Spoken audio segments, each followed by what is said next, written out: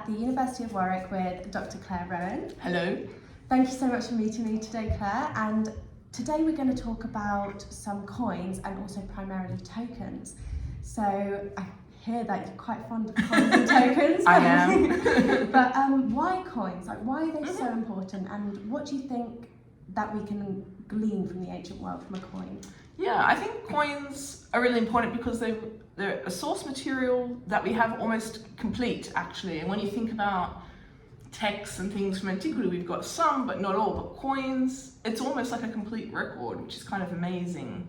And they tell us all sorts of different things. You know, as an object of daily life, they're involved in all sorts of transactions, ideas, experiences from antiquity. So, for example, Greek coins from sort of classical Greece tell us about how cities conceived of themselves, how they represented themselves to others. Right. And they also tell us a little bit about the economy of the city. Of course, yeah. And I think that maybe is what people automatically think of. They just think of coins as currency and economy. So I guess that's like quite a good foundation block of where to start with what they tell us. Yeah, exactly. But they do tell us more than that. I mean, I think people think of money and they think, oh, well, it's used for transactions, that's it. But actually, anthropologists, sociologists, and numismatists, which is what I am, have kind of uncovered that money actually acts on people in all sorts of different ways. So, for example, in classical Athens, Athenian coins were stamped with the head of Athena and an owl, and they were of pure silver. Okay. And in Athens, the idea of having a currency of pure silver became so innate to their mentality that they compared themselves as pure citizens to the pure coinage. So coinage actually influenced how they conceived of themselves. Yeah, and the actual physical material plays such a part. Whereas today, I understand, like, you might think of silver coins or you have the like bronze coins or whatever, but you wouldn't necessarily really give it such a weighting. And yeah, it's interesting to hear that was such an innate part of life, that they became this kind of purity idea. Yeah, exactly. And in the Roman world, I mean, what's kind of quite unusual about Roman coins is that, so currency today, we might have like a change in currency, like, so for instance, we're about to get the portrait of King Charles, which is an exciting moment in numismatics. But it's quite rare that we change our currency or the design of our currency. But in the Roman world, they would change the design of the currency every year or every few months. Wow, okay. And really, it's because our word money comes actually from a Latin word, moneo, which means to remember or recall or to warn.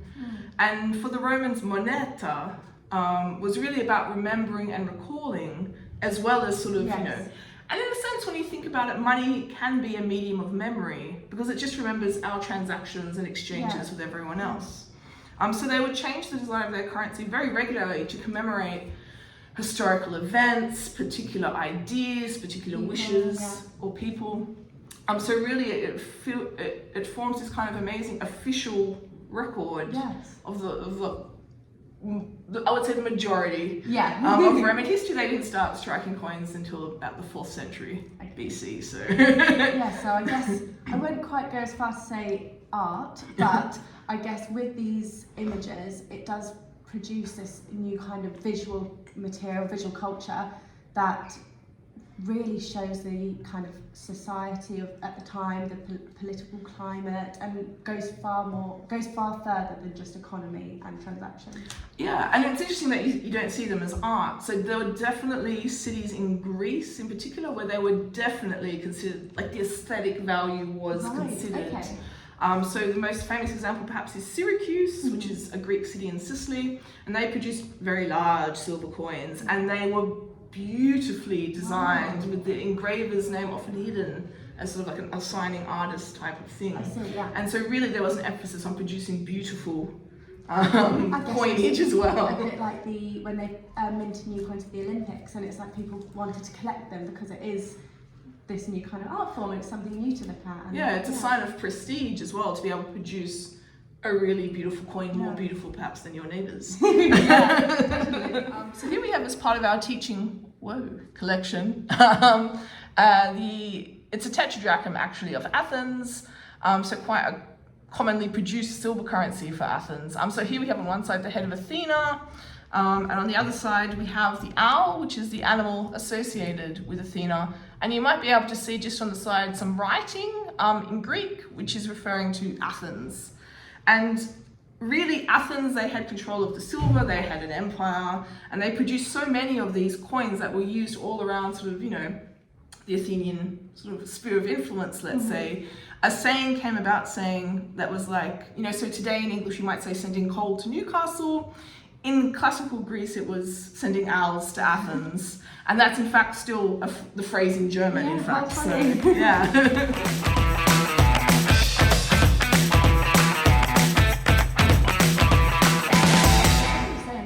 The new coins are going to be minted with Charles's face, King Charles's head. But when did portraits start being used on coins? Because obviously the coin we just saw actually had Athena on. It wasn't a real person. So yeah, when did they start being used? Yeah, it's a great question actually. So yeah, you're right. In the Greek world, we have pictures of deities on coins, and that's really kind of what was acceptable to put on a coin.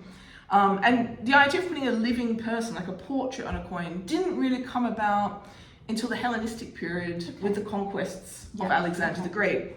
So Alexander, as you may or may not know, conquers a vast tract of land, continues conquering this tract of land, and then dies. And he's succeeded by his military generals, who eventually become kings. And so what's quite interesting under Alexander is he was also issuing silver tetradrachms, which had the head of Hercules on them. So Hercules wearing the lion skin. So here's an example of one here. It's quite a worn coin, but you can see. And soldiers would use these coins. And at a certain point, it seems that a misunderstanding occurred where they thought it was Alexander. I see. So it was never intentional, we think, for Alexander to show himself on coins, because he never did. It was only Hercules. Right. But people using the coins were saying, oh, well, it's Alexander. And when he died, his successors start striking coins showing essentially kind of Alexander as Hercules. And then showing, but he was dead by this point. And then eventually the Egyptian king Ptolemy is the first to put his own kind of scars and all portrait on a coin. And we think maybe he was able to because he was in charge of Egypt, and he also had Alexander's body, which he stole and took down to Egypt. So perhaps having Alexander's body, he didn't necessarily need to connect himself so much to Alexander. Right, so he didn't care so much about the lineage. He thought, I'm going to put me on here because Exactly. I'm the king. Exactly, and he's ruling an area that's quite used to pharaohs, sort of, absolute rule, let's say, in a way that perhaps if you ended up in charge of a Greek region, it might be a bit more offensive to present yourself as a king. And so that's really the origin of portraits on coins, and this continues then throughout the Hellenistic period. So if we continue with Egypt, this is a bronze coin that has a portrait of Cleopatra the Great on it, the famous Cleopatra. And in sources she's always portrayed as being rather beautiful, but perhaps more in sort of personality than looks. And so we can all judge for ourselves on the basis of that portrait. Whatever she wants to know.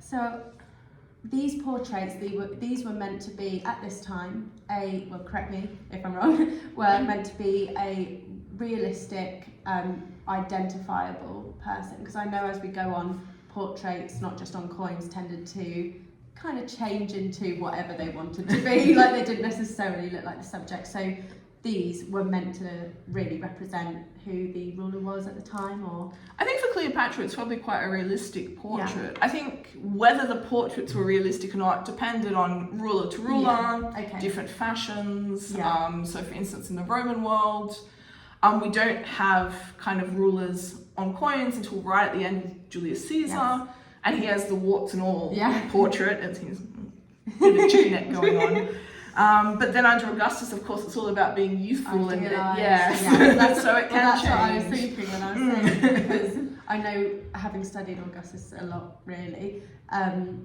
it's hard to really know even what age he was at the time, because he's always this youthful, quite idealistic, like classicising image of a man. So yeah, it's interesting to know when that switch was, or yeah, if it's just down to trends at the time, or yeah.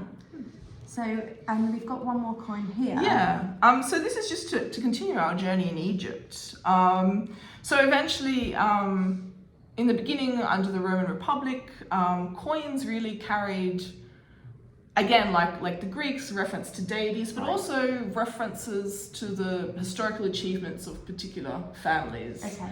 So in the Roman world, in the Republic, you could become like a moneyheir as like a junior governmental position. And then being moneyheir, what sort of they came to realize is that actually, I can put what I like on these coins. Yeah. And they would often make reference to particular ancestors or particular deeds. Right, okay. So for example, Brutus, like the famous Brutus who assassinates Caesar, he was once a moneyheir, starting out on his career. And he put an image of one of his ancestors, like let's call him the first Brutus, who was the one who killed the last of the Roman kings and founded the Republic. So he puts a portrait of that Brutus on there, and him, sort of the foundations of the Republic, to commemorate his own sort of, his own life and ruling. his family and you know, from which he comes. And then under Augustus, with the advent of the empire, but also, as I hinted a little bit towards the end of the Republic anyway, portraits do begin to appear on coins. And under the empire, basically official Roman coins carry the portrait of the emperor on one side and a design on the other, or an empress or something like that. So this particular coin, we were talking about Augustus being eternally youthful. Here is a portrait of Augustus on an Egyptian coin. So when the Romans took over Egypt, they kept it as like a special area. So they were really kind of, although we might call this a coin of Egypt, it's really still the Roman government behind. So here we have the deified Augustus on one side, still looking very youthful. We can tell he's deified because the Greek tells us so, it names him as a god, but also you can see this quite spiky crown, which at this point means deity. And on the other side we have Nero. In fact, this is a coin of Nero. Here he is looking a little bit warts and all, let's say. He's a bit chubby. Nero gets chubbier as his reign goes on. You know, just to sort of show you that, you know, by this stage then we've got portraits going on. Yes. On both sides of the coin. Hey, brilliant. In this case, So you're holding something here that doesn't quite look quite as nice as the other coins. There's one way of saying it. So what is this that you've got here? Yeah, so this rather ghastly looking thing is actually a lead token, which is something that I've been researching for the last several years. So we have in the Roman world and the Greek world, in fact, coins, but we also have tokens. Okay. And so what is the difference?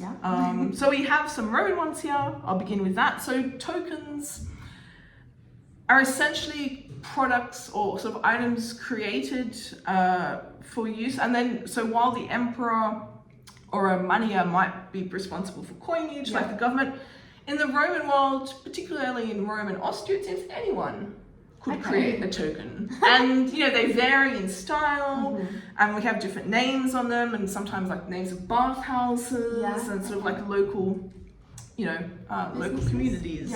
And, perhaps also businesses. And so we think that these, in Rome and Austria, so tokens were produced across the classical world, but each production was local for a local purpose with a local style. So everything's very localized. So for Rome and Austria, the harbour of Rome, we have these tokens made out of lead. So they're not, you can't mistake them for a coin because they look very different. And cast from lead. So they would make a mold out of marble, and then, you know, then you could cast your tokens. I see. And then cut them off from the little casting channel and use them. And we have these molds sort of found throughout Rome and Austria, and which goes to show that the production was distributed in a sense. It's not just one workshop, people are making these things all over. And so what we think tokens were made for, much as I would like to think that they were a currency, they weren't. Okay, so not a currency. Not a currency. We think from the designs of them and where they were found that they're used kind of in a singular way. So while a coin is made out of metal, it's meant to be durable. So gold, silver, bronze, and we pass it around like money today. It goes around and around and around and around. A token really is for like one event or one context. I see, So it's this concept of singularity.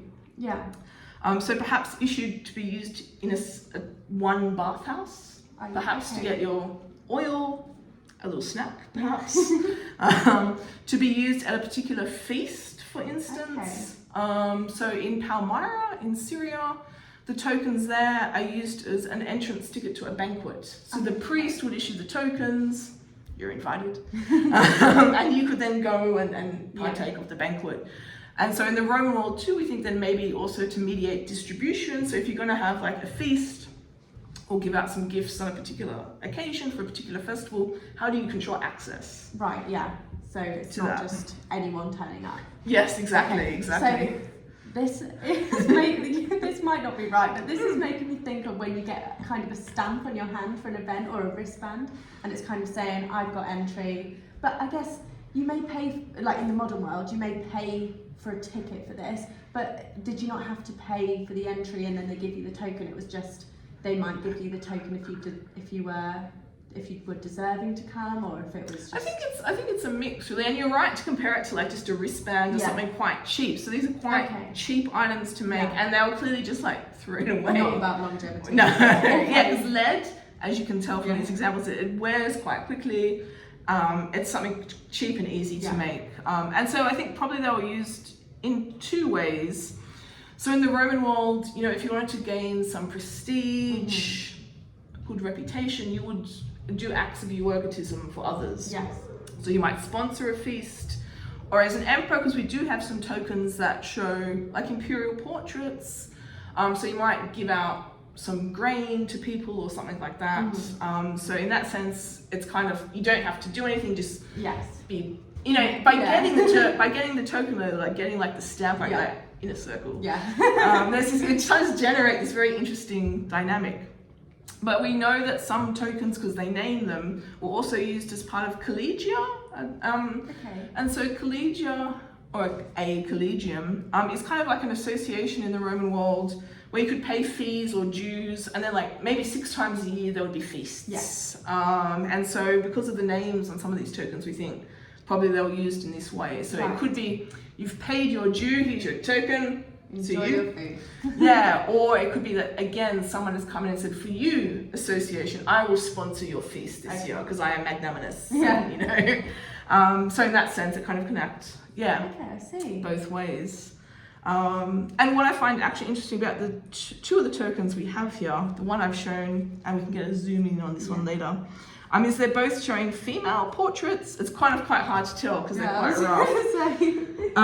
So it does suggest, and also some of the tokens carry female names, that women could also issue these tokens. This seems to be kind of for the wider public. Then it's obviously a lot less kind of, I don't know how to say it, but elite than the money. Obviously only a few people could issue that and be on it. Whereas now the fact that we've got these women on there, I know that women could still be on money, but the fact that these ones you found have women on seem to show that it was a wider pool of people that could either issue or Yes, exactly. And what's interesting is, although it's clearly not money because it's made out of lead, they're clearly inspired by money. Because you've got the portrait there, so kind of adapting this elite kind of governmental sort of medium in a sense. Because everyone's like, who looked at coins? No one was looking at coins, says everyone. But actually, when you look at tokens, you think everyone was looking at coins. Yeah, clearly. And so on one of the tokens we've just got like the number 2 on the other side. And so, some tokens carry numbers, and we don't know what the numbers mean. So again, we do have some tokens that are made out of bronze, and so you think, that's like a monetary metal, but on the other side, they just have numbers or sex scenes. And so again, clearly not a coin. We don't know what the numbers are. And on this particular token, on the other side, we have, and it's very kind of, you can see how worn it is. It's writing that says Oppia. And so that's either the name of the woman or her family. And it's impossible to know actually, because, Julia came from the Julian clan, and it's both just Julia, the same as Oppia. So it's hard to know, but you can see, so some references to coins there as well.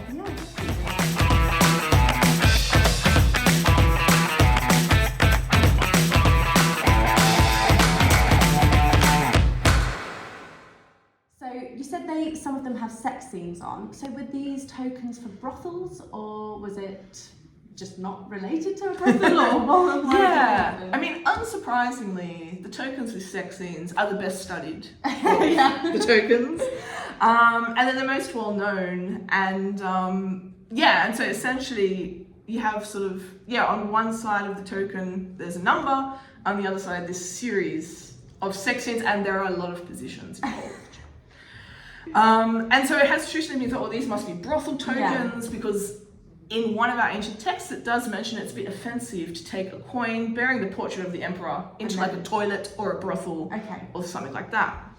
And so they found these sexy tokens, as they're called, and said, oh, here it must be. But actually, none of them have ever been found in a brothel. And interestingly enough, someone did one of the earliest kind of scientific studies of these pieces, realized that the workshop that made tokens showing sex scenes also made tokens showing imperial portraits. Okay. So and everyone was like, you'd think there'd be more of a separation there, maybe? And then the theory for a long time was that they were gaming pieces, that someone would be sex scenes, someone would be emperors, and we'd have a little game. And like, just imagine Suetonius talking about Tiberius and Capri and naughty, sexy parties. But they've never been found together as a set, which is the other. Like, we have other gaming pieces, and they've been found as a set, sort of thing. And so actually, probably what it was is that it was just, they were used, it's kind of a more stylistic token, or a better quality token than these. So while lead tokens might be the cheap option, if you wanted to really start your stuff. Exactly. You would sort of take it up a notch. And so these particular like tokens, the ones showing sex scenes, are sort of, I think probably concentrated in the Julio-Claudian period. They were really popular even in antiquity. They were being imitated even in the Roman world. So everyone's like, this is great. And so probably they were just used like the lead tokens for festivals or distributions. And, while in the modern world we might see a sex scene and think, sex. In the Roman world it was very different. It was part there was a lot of sex scenes. They were like, an erect phallus is a good luck charm. So it had different connotations, rather than if we saw a sex scene on a 50p, we might be a bit taken aback. But I guess it wasn't quite as such an explicit thing then. It was I mean, the comparison always made to these sex tokens, which are called spintriae, is some lockers in a Roman bathhouse, where you would kind of leave your clothing before you go into the baths. And above the numbers was like, again, an array of sex scenes, and they think maybe it was even a memory device, like my toga is at, I don't know how rude I'm allowed to be on this video, but my toga is at a certain sexual position. And we find kind of scenes of sex in Roman domestic life, on pottery lamps. It wasn't kind of the taboo thing that it is today. I see, that's really interesting. And I guess, just as you were saying, you forget how kind of ubiquitous it was in society when you think of even the erect phalluses, and it really was everywhere.